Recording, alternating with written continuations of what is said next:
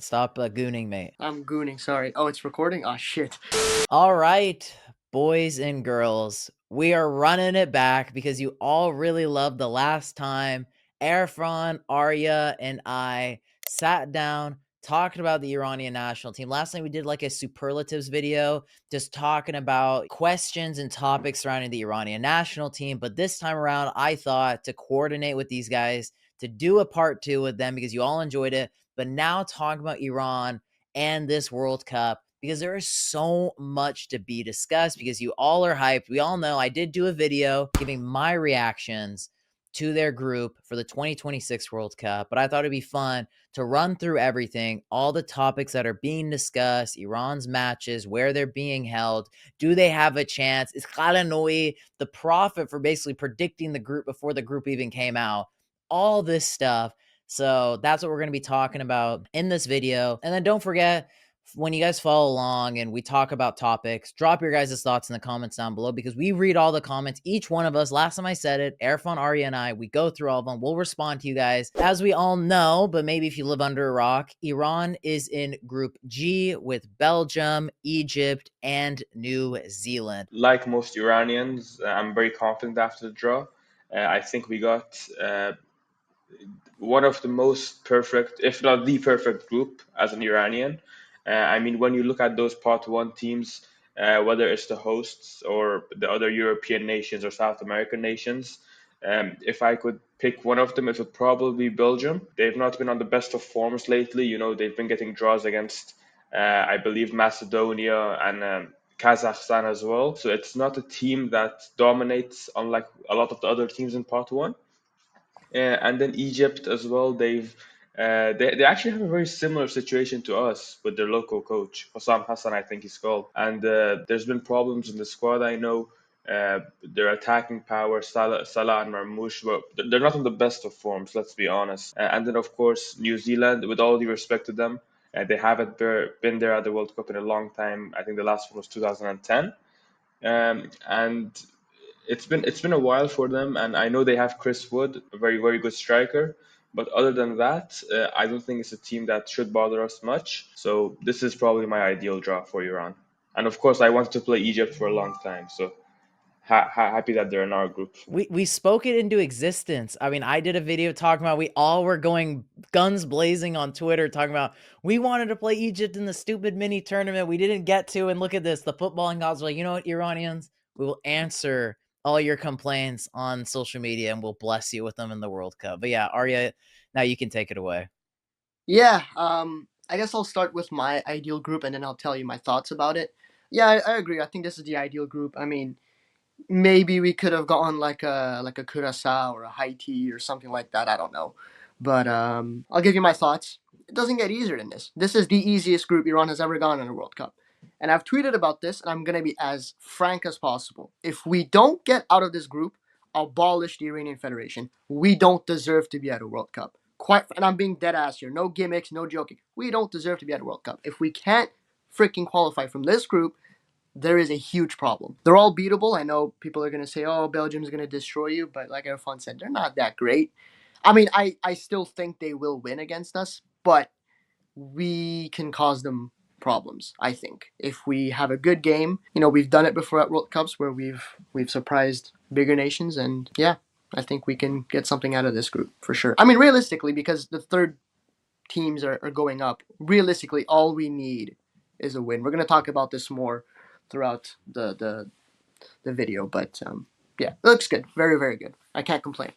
Yeah, I was gonna say, I mean, this was the footballing gods essentially blessing us. I do want to say this though, like big like disclaimer. I don't want us to be too overconfident now with this group, thinking, oh, we got somewhat of like a cakewalk, we can do this. Cause Yeah, that was part yeah. of, that was part of my reasoning to why maybe I wouldn't have minded a little bit more of a like just a little bit more of a difficult group, because then we wouldn't be going in with so much confidence. But I don't think per se it is that. It's just people have more faith now, the Iranians anyway. But even still, I've been watching other content creators talking about this group in specific because I just want to see what the broad point of view is. And no one's really talking about us. It's mainly just Belgium got a cakewalk. They got blessed in this group. And then Mohamed Salah, Omar Malmouche. And that's the group.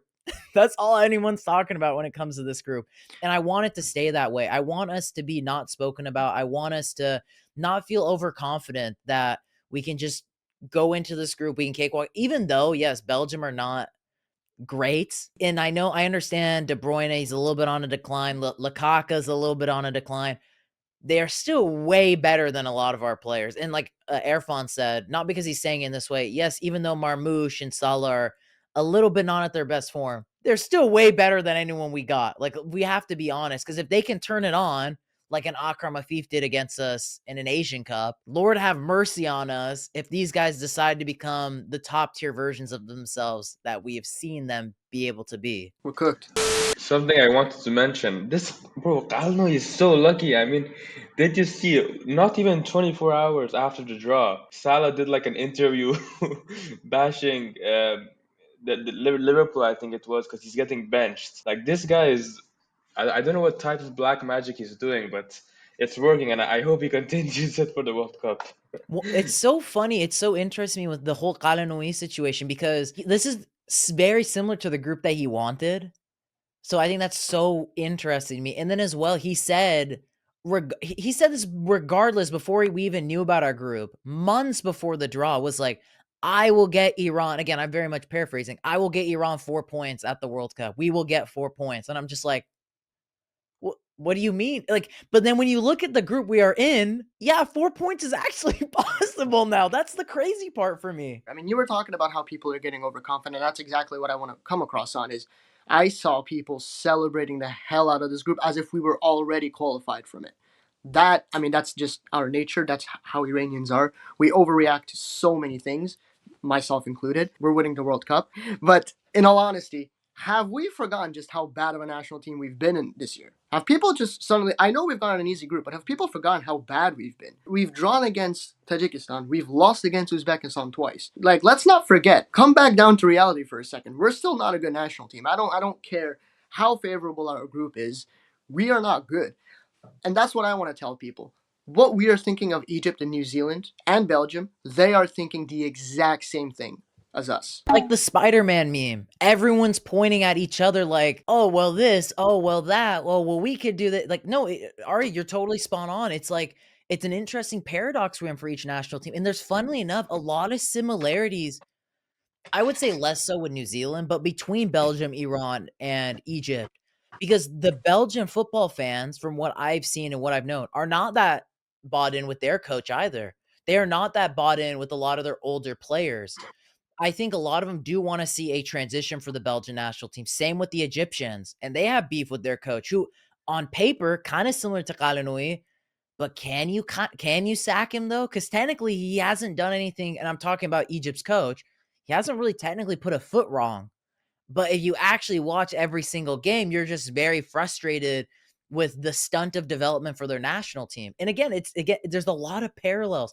I think it comes down to the discipline. And I think the one benefit I can give Iran here is they have the experience of knowing how to win in World Cups. I think these things are invaluable. Not talking about the overreactions like, oh, this is going to be a cupcake walk and this and that, because I don't think we should have that mindset.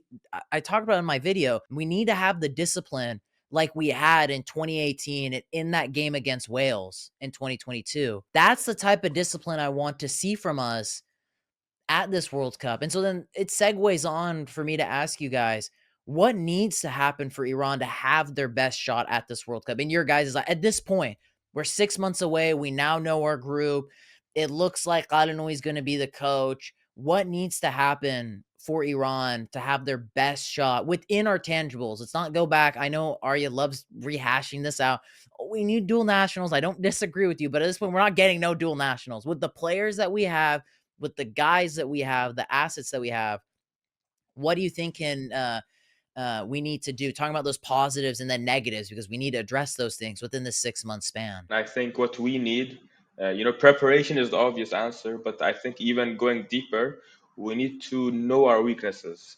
I think before we know our opponent's strengths, the most important thing is that we need to know our weaknesses, which we can all agree is the defensive line and then the communication in the back line. And we need to try to fix these as we get closer to the World Cup. Then after doing so, then yes, I think we should analyze our opponent's weaknesses, especially Egypt, because I think that game is going to be the crucial one. And with all respect to New Zealand, of course, I think that's going to be the game that decides the team that finishes second and gets automatic qualification to the next round. I think the game against New Zealand is the most important game because, like I said, because now the rules are that the best third team advances. What is it? The top 4 teams? Top eight. Well, see, there you go. I mean, we can technically, realistically qualify with 1 point if we're lucky enough, but that's not going to happen.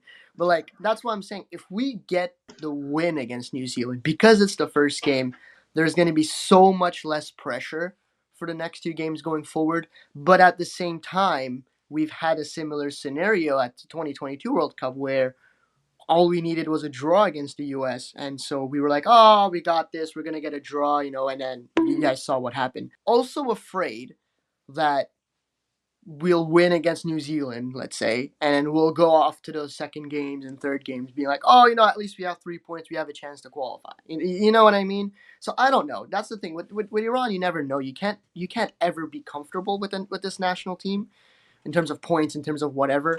So I don't really know at the moment what I would prefer.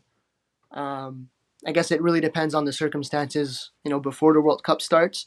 But I think it's nice that we're starting against New Zealand, which is technically the weakest team. I don't want to go too hard on New Zealand because they could surprise us. Knowing how we are now, if we're struggling against freaking India at the CAF Nations Cup, we're gonna struggle against New Zealand too. So realistically speaking, I think we just have to go and try to win all 3 games. I don't want none of this thing of but we got the 3 points. Oh, let's rotate, or let's play for the draw. I don't want none of that. I want us to go all in those 3 games, play as if those are finals. But fortunately, due to how we are, I don't think that's going to be the case. Imagine we qualify as with one or 2 points for that. That would be the most Amir Ghalenoei thing in history. Getting two But I think points people and are still going to be pissed. just People are going to be. If that happens, oh, I think people are 100%. still going to be pissed. Yeah. Yeah. We draw against New Zealand, Egypt, and lose to Belgium, and we just get through as the last third place team, bro. That would be the funniest thing ever. Yeah, I think it kind of circles back. It's funny you guys bring that up. I think it circles back to the discipline from the team from top to bottom, because I think you're both right. I am leaning a little bit more towards what Arya said. I do think that opening game against New Zealand is the most important because it sets the whole tempo. Because say Iran get a solid 4-1, 3-0, 2-0 win, that really sets you up really well in this group, realistically, in my opinion. And I don't want to even say, though, it's like a cakewalk. It's a foregone conclusion. You have to go in there playing smart, because we've seen it with this team, this track record. It's not being spoken about. Remember, we were up 2-0 against Tajikistan. What's the farthest difference between Tajikistan, with Uzbekistan, with whatever nations we have played, Kyrgyzstan to New Zealand? Tajikistan is just one example. We've seen it at the World Cup qualifier against Kyrgyzstan, where we were winning, was it 3-0 or 2-0, and then they came back. Same thing with North Korea with that stupid red card. Red cards. That's something we have to talk about too. If we get red cards, which, again, I feel like we will, we're cooked. We're cooked. That's the thing that's been our kryptonite, and we haven't been able to play under. The Ghalenoei, the people who support Ghalenoei always say we haven't been to full strength in our games, which is not wrong, but it's his duty to it's his duty to put us at full strength. It's his duty to tell people or tell the players, hey, don't go and get those red cards. Calm the fuck down. He doesn't do that. I think the discipline is a huge issue for us, and Ghalenoei is not the guy to give us that discipline. That's the problem. So a lot of people can say, oh, but Ghalenoei is unlucky, we're getting red cards, all that stuff. Bro, you're the manager of the national team. Don't tell Arya Yusufi to go kill that Uzbekistan player in the 3rd minute of the game. That's your fault. That's on you. I don't want to hear the players are doing this, the players are doing that. The manager has to take responsibility. when it comes to those sort of actions. Discipline your players, especially at a World Cup where, like, okay, listen, if it's not the CAF Nations Cup or whatever friendly, it's not that big of a deal. It doesn't really matter. At the World Cup, we get one little mistake, it's over. Because we were talking about with the best third place finishers and stuff, goal differential, every point, everything matters. Every goal scored, every goal conceded. You are working on a microscope at this World Cup because Every yellow everything matters. card, even. Yeah, everything matters because it can be a tiebreaker difference for you in the smallest of margins. So that is why I'm saying the discipline's going to matter for Iran. You set the tempo in that game against New Zealand. You play against Belgium. And as Arya said, I think he's spot on. You go out to try to win every game because I think every game is winnable, but you do not overlook any of your opponents. Yes, I was happy we got Belgium, we got New Zealand, we got Egypt. But now it comes down to preparation and what you're going to do about it. We can all be happy about it, but we have to put pen on paper and be like, you know what? We have made a lot of mistakes. You know what? We have blown leads. We have lacked the discipline because we think we're all this. And this is kind of something I was going to lead into is talking about the deficiencies like Erfan talked about. We need to learn what is our problem as a national team going into this World Cup. We may need to get back blown out in a friendly by Spain 10-0 to really just understand what needs to be addressed. Interesting choice of words. I mean, I'd like to have that done to me as sorry, what? Okay, No, nonetheless. No comments. No Sorry. comments. No comments. Sorry. I was getting the wrong idea. Sorry. I was talking about the national team. No, you got the right idea, actually. No, but in all seriousness, I think you're spot on. You're right. We haven't had a loss that has like actually hurt. Actually, Ghalenoei hasn't had that ever since that was the last time that happened was the Qatar game, right, at the Asian Cup. Since then, the games that we've lost weren't technically that important, and then the recent Uzbek, the penalty shootout, which technically, if you count the technicalities of it, we didn't lose; it was a draw, but we lost on pens. So it's like we haven't had a loss that has stinged since the Asian Cup. So there's no pressure on Ghalenoei or something like that. I mean, the pressure that exists is because of us, the fans. If that didn't exist, Ghalenoei would be safe, and he still is now. But you guys know what I mean. I think you're right. We need to have some sort of pressure to stay focused, to let the players and the staff know, hey, just because we have an easy group doesn't mean it's like you guys sit on your asses all day and eat chulo kebab, right? So we'll see. I think these friendlies are going to be extremely important. And that's one of the differences that I think I have with Ghalenoei and the other coaches that we've had. Queiroz as an example. People don't like to bring that up because it's the past. But like, hey, at least with Queiroz, he knew when to be realistic. He knew like, hey, this game matters. Even if it's not a big opponent, it still matters. I don't feel like we've had that with Ghalenoei. I think even before we started recording, I mentioned the Tajikistan and Uzbekistan game. And everyone's like, I don't think we took those games seriously. Well, exactly. That's a problem. We have to take those games seriously. So it all comes down to discipline. But you talk about our preparation. When you look at a national team, so we talk about New Zealand, like that has to be the game that you win. You guys, everyone watching, should Google search New Zealand's friendlies because they have had some really good matches leading up to. They haven't won, but they're not getting like destroyed per se either. I think there's a lot of good learning lessons for them that they've been having with these matches, how more they can find out about themselves and playing against higher caliber opponents. And that worries me a little bit because they are having way better preparation than we are having, especially as the national team this is our 4th consecutive World Cup. Think about it. We are one of 2 national teams in this group that actually has a World Cup win. Belgium's the only one that has made it to the knockout rounds. New Zealand and Egypt haven't ever won even a World Cup game. The preparation is so important to me because we need to find, because the thing is one thing I think that kind of messed us up a little bit going into 2022 was we had those great friendlies against Senegal, Uruguay, and everyone was like, okay, maybe we can do something. And so we thought everything was perfect, but it wasn't perfect. Obviously, again, external issues, XYZ, all that. But like, I really think we need to get a little bit exposed. We need to have a team that can really hurt us. I want to see us go head to head with someone that can punish every little mistake So it puts more pressure on these guys because a lot of these players, I love them to death, but they think too much they're the shit. Taremi thinks he's God's given gift. He is in our eyes, but like he's not at the same time. Like he's not even a starter at Olympiacos. He's playing well, but he's not a starter. Jallenbach has been a free agent for 2 back-to-back years. Sardar Azmoun thinks all because he could score 20 goals in the UAE, he's back to being the best player that Bayer Leverkusen wanted.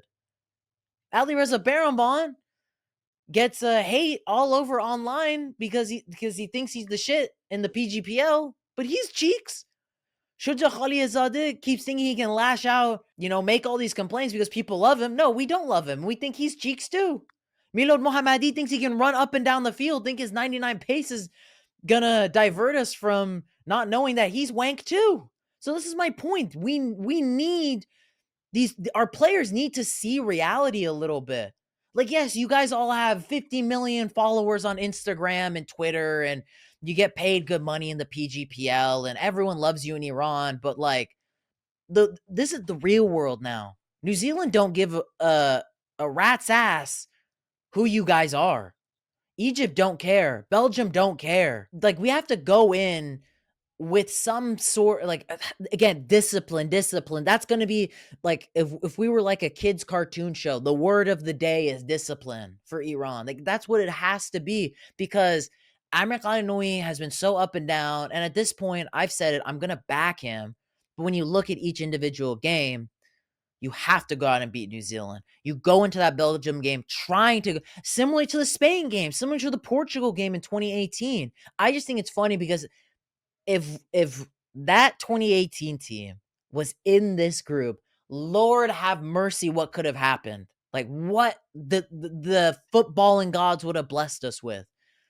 It's unfortunate I never thought I would see a day where we'd get an easier group than 2022, but here it is. And I think that's what scares me the most is there's a primal opportunity for us to make some sort of history, but there's also a primal moment where we absolutely embarrass ourselves.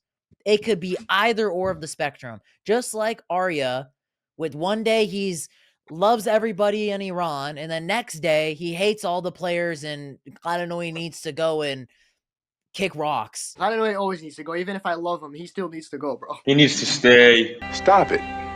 Get some help. Now let's talk about the friendlies, the preparation. We have 6 months till this World Cup.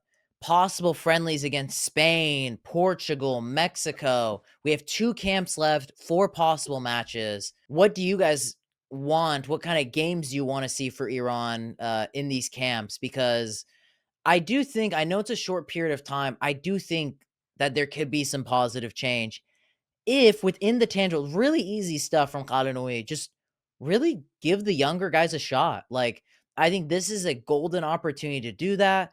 I know we've gone on and on about it, but maybe with this draw, maybe it might spark something under him and with the players. Be like, you know what, Ghalenoei, we'll start talking in your ear to be like, dude, just give this guy a go. Just try this out. Go do this. And maybe they actually like really speak up. I mean, Taremi's literally speaking up and making other players take penalties when they say Ghalenoei said otherwise, things like that. So obviously the players have a voice, they have a say. So when it comes to the friendlies as well, Erfan, you can bring up with your insight as well about the friendlies and whatnot for Iran, because there is still 2 camps, 4 matches left till the World Cup for preparation. This news comes directly from the Team LA camp that they said they want to play against Spain. This is before the draw, by the way. They want to play against. Before you say something, Irfan, you said Team Sure. Melli camp. Our country is so backwards that might not even actually mean anything at this point. I'm just pointing that out. Go ahead, continue. Yeah, I mean that's true. That is true. But then again, they said that they're trying to play against Spain. They said it's basically done. Playing against Spain in Austria for the March window. I think Spain are playing against Argentina in the same window in the Finalissima, and they have one other. We're so cooked, bro. Oh my god! Can But you don't imagine, you? But don't you think that's a good thing though? It is. But like my pride and my ego won't take that, bro. Won't take Holy it, well. shit, man!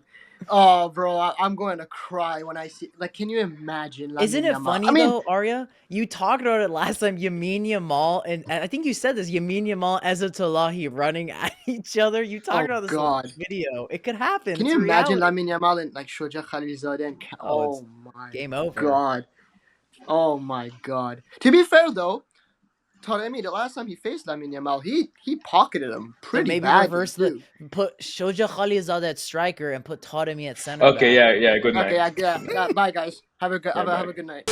Yeah, like I said, they're playing the game against Argentina, and they have one open slot for a friendly. Um, and then also, maybe Shayan can put the picture up on the screen. I'll send it to him. Before or during the World Cup draw, Iran and Spain's head coaches met as well. They got a picture together, so that might mean something as well. You know, with Portugal also drawing Uzbekistan, which are basically our modern day rivals right now in both AFC and CAFA. They might be looking to play us as well.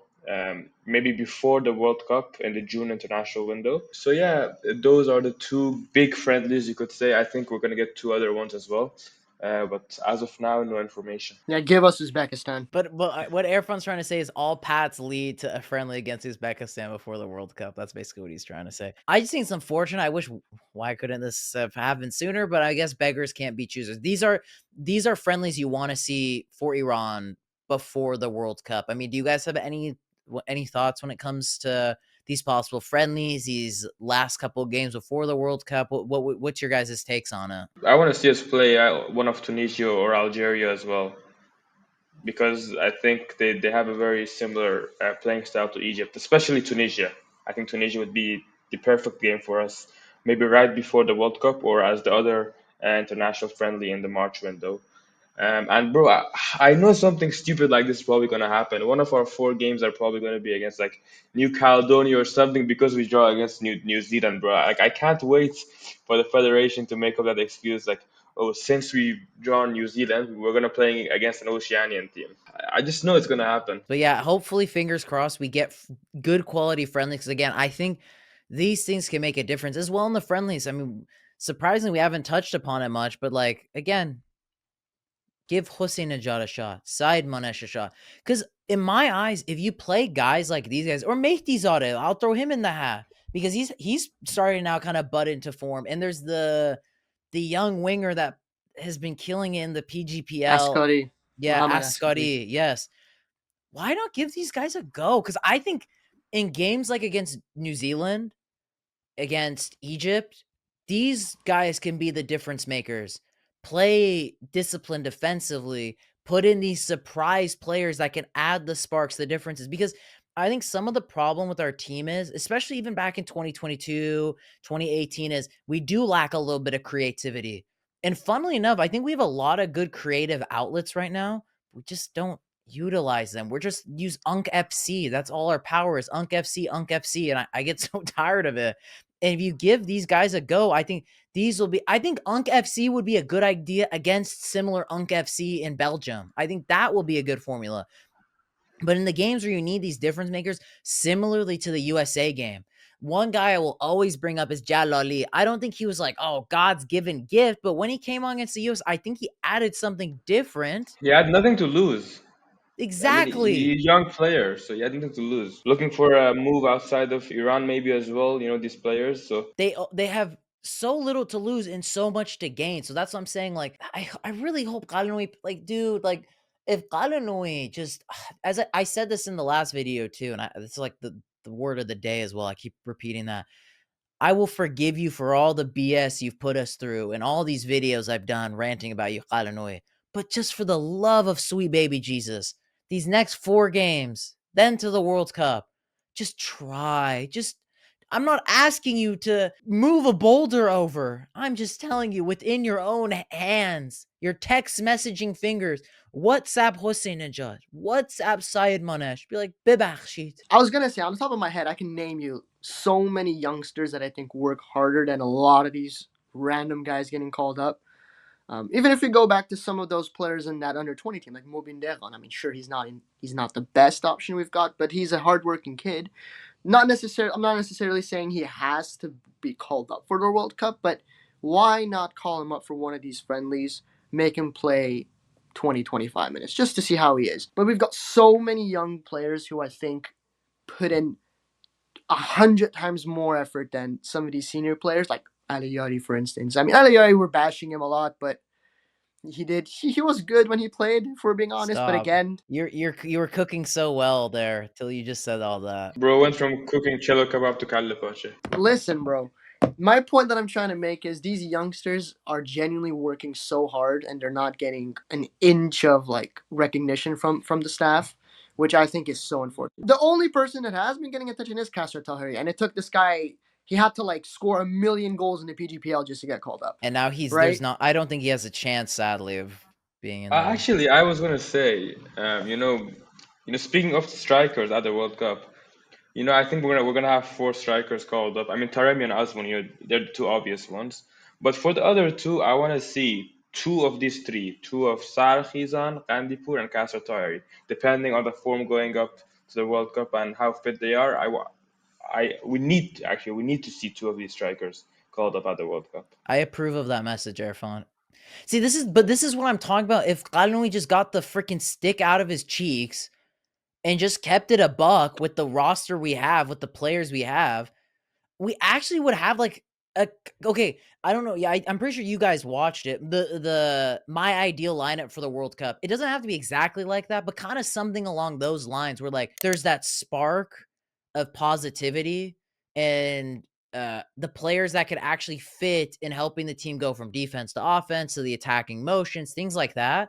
That actually, or add the X factor to this team. Ghalenoei has a lot of tools in his toolkit, but just doesn't utilize it. I think that's the most frustrating part. And that's what I just want to see. I'm backing this guy to the hill. Just please, just use your toolkit. We just mentioned like 7, 8 guys that can make it happen. So that's why I'm just like, if he does this, I think we do have a better shot. That's the thing is. The problem is, though, it goes back to what Arya opened with. We were up 2-0 against Tajikistan, couldn't make it happen. We can't beat Uzbekistan, even if God bless us with another great World Cup group. We can't hold a lead against North Korea. We can't hold a lead against Kyrgyzstan. Like, these are my points. Like, that's the problem, though. That's the biggest issue for me. Let's close out with the final point. Amir Ghalenoei. As we all know, No, I'm answering your question before you're. No, he's not getting sacked, bro. He's not leaving. No. Oh, come on, man. I can't have shit in this house. There's been a lot discussed about Amir Ghalenoei, and I've even said, I'm going to back him. It looks like he's going to be the coach. Case closed. Whatever may have been reported doesn't look like it's going to happen. He's going to be the guy. Could we still see Iran sack him again? Maybe this question's leaning towards Erfan a little bit. No. Okay, let me finish what I was going to say. Just due to the fact that Iran have a real opportunity on their hands, maybe the Federation realizes this, because, I mean, we've seen, just for some examples, we saw Morocco before 2022 sack their coach when they were in a dumpster fire situation. They went on and had a dark horse run. You look at the Ivory Coast, who are kind of being proclaimed as dark horses going into this World Cup, a national team that's now getting some spotlight shined on them. Sack their coach after their group stage matches in AFCON to go on to win it. Yes, we did kind of the same thing to Skocic. In my opinion, if external things, political things were not happening, I think we would have gone out of that group. Do you think this is a possibility? Do you think maybe we should still give it a go? This is kind of just where I want to close it off. Is Ghalenoei our favorite handsome devil? I'll go first because I know Erfan has more to say. I'll just keep it sweet and simple. I'll give you my opinion, and I guess Erfan, you can like back it up with facts. What I think is, no, he's not getting sacked unless there's 2 possibilities. Unless he completely loses the dressing room, which he sort of low-key kind of did after that Al Ain Cup, but then I think everything's going to come back to normal now because of the draw and the whole thing. I don't think the players are going to continue with that. That would be literally self-sabotage. That, or if we like really stink it about the friendlies, and I like by that I don't mean we lose like 3-0 to Spain. Like we really get bummed over. Like really get bummed over. Oh yeah. I think you're enjoying saying that a bit too much. I'm a bit scared. Can you just continue with your point, bro? I don't think Ghalenoei is gonna get sacked, but I mean, Shayan, do you want a bit of hope? The smallest bit of hope? Mohammad Dotkan, who he was the Iranian Federation president in the early 2000s. in the 2000s.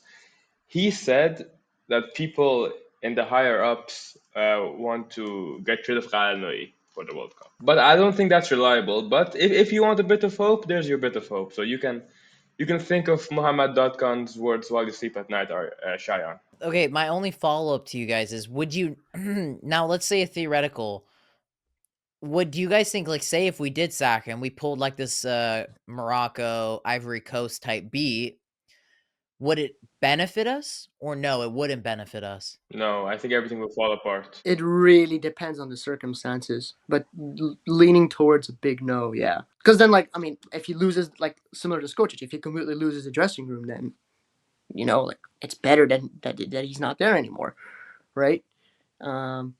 It's like, if you know he's gonna, you know, if there's a bad dressing room and the players don't want to play, you kind of have a guarantee that Iran's gonna stink it up at the World Cup. Then you have to get rid of him. You know what I mean? It's like a 100% ish scenario of, like, you know he's not gonna be good, but I don't think that's gonna happen. It's more of an extreme scenario, but I don't know. We all said the same with Skocic, and it ended up happening. So I don't know. But that's my point. I think Iran is different compared to these other nations, because I think our players, they're They play a way heavy. too emotional. They're compared to other I was gonna say other too, they play nations. too much weight in it too.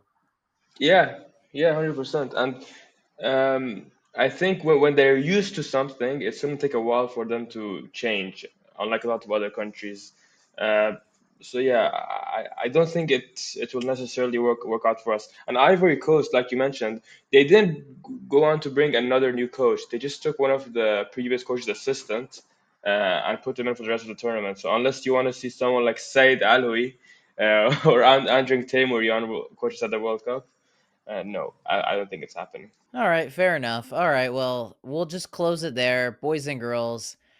As I said, there's a lot to be discussed when it comes to Iran and this group. Let us know your guys' thoughts in the comments down below on everything we talked about. Will we have a trilogy of this series? Who knows? It might happen, it might not. You guys got to let us know your thoughts in the comments down below. Did you enjoy this podcast style video? Let us know your thoughts. And boys and girls, I hope you'll have a lovely day.